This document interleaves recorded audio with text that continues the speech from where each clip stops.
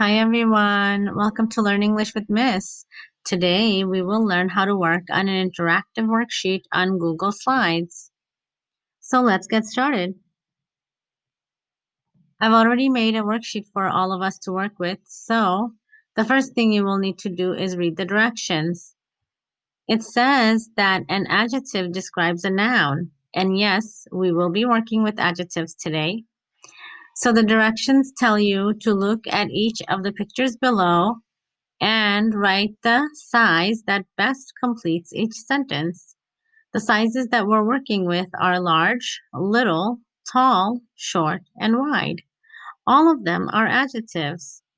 Now I have little tags here made for you on the side with all the sizes again, large, little, tall, short, and wide. You are going to be able to move each of these tags, so you make sure the plus sign is over the slide like that, and then you're gonna be able to move it.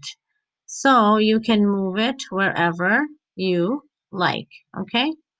I'm not going to show you exactly where they're supposed to go because that's your job, but I'm going to show you that they are able to move wherever you want them to move. So here you are.